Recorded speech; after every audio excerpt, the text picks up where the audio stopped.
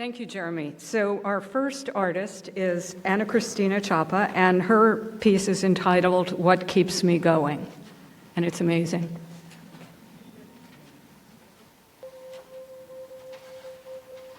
Imagine yourself at a beach, sipping on a cocktail, enjoying beautiful blue skies above you and warm white sands beneath you. This is a place everyone wants to be.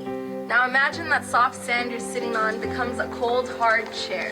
The straw you're sipping your cocktail from becomes a noisy, slow-speed suction. Suddenly, the sun in that beautiful blue sky becomes an overbearing light shining straight into your eyes. They say they don't want to come in to see me, that children and adults both fear me. I hear it over and over and over again.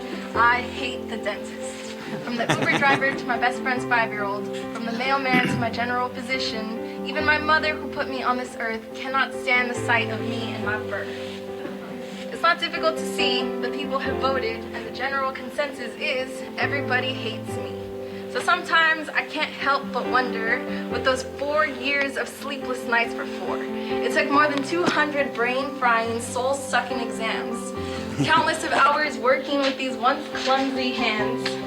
Not to mention the hundreds of thousands of dollars in debt I still have not been able to pay off yet. For me to be able to get this DDS. To be given the privilege of attempting to do my best at helping the very people who will always see me as something they detest. It gets hard not to see yourself the villain when the burnout gets real and you can't see past all this.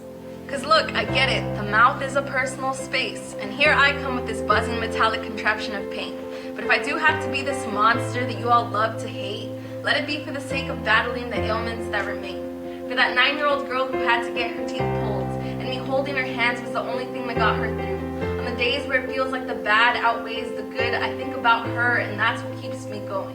For the 78-year-old man who thought he was never going to be able to chew, and after working on his dentures for as long as it took, he saw himself in the mirror and said that they made him feel brand new. On the nights when it feels like nothing went right, I think about his smile, and that's what keeps me going. For the countless sugar bugs that never stood a chance against Timmy the toothbrush and the right set of hands. For the people whose smiles are no longer something they have to hide.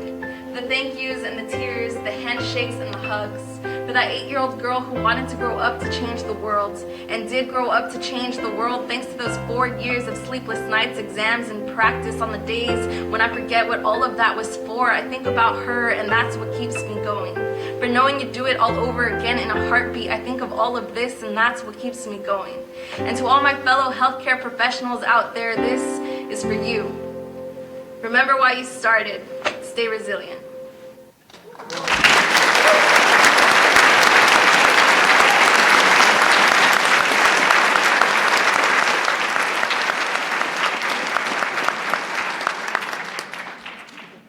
So if you could share a little bit about that.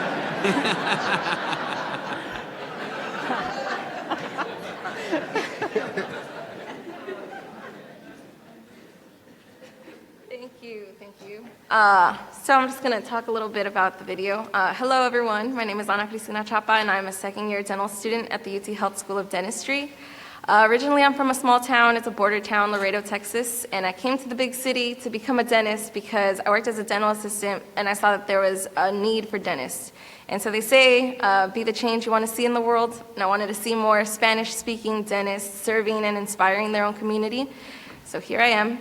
And so also in undergraduate studies, I was interested in the world of slam poetry. And I wanted to see more women voicing their stories on stage, and so there I was too. And so when I came to Houston, I was able to keep poetry going on an even larger platform since it's a larger city. And so it wasn't long until my classmates and my professors learned about this talent of mine. And so I remember it was the last day of finals of last semester. I took my last exam. I went home and I took a nap. And I woke up and I had an email from my professor and at the time course director, and it said, please call me. And so I was like terrified. And so I woke up and I started like clearing my throat and singing, you know, trying to not sound sleepy. And I give her a call and I try to sound all peppy and I'm like, hello. And she's like, are you all right? And I was like, yes, I'm fine. And she was like, so there's this action collaborative, and they have a call for a creative expression of what clinician burnout and clinician resilience is like. And I know you're a poet, so would you like to work together and submit something? And she said, think it over, get back to me, I know you're tired. So I said, yes, of course. So as the semester started, we started meeting once a week, and basically we would just have these conversations in which she would tell me her experiences with clinician burnout, and I would share my experiences with student burnout. And so we started writing this poem, and it started off by just writing about what burnout is. And surprisingly, that was not a very difficult thing to do. You know, it was actually really easy to, write all the things that are terrible and wrong. And so I think the reason this poem is very important is that it's easy to focus on the negative. So like I said, we ended up with this list of all the different ways that things are terrible and difficult and all that. So the question then became, well, why are we here? Why did we start this journey, and why are we still here doing this? What keeps us going?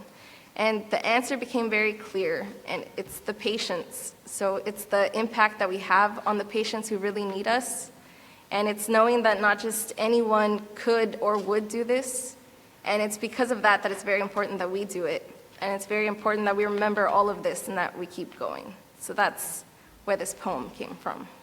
Thank you.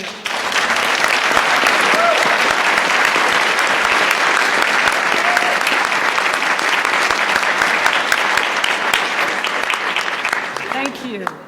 Who would have put together dentistry, slam poetry, and burnout? It's like, which one of these doesn't belong in a sentence? So thank you very much.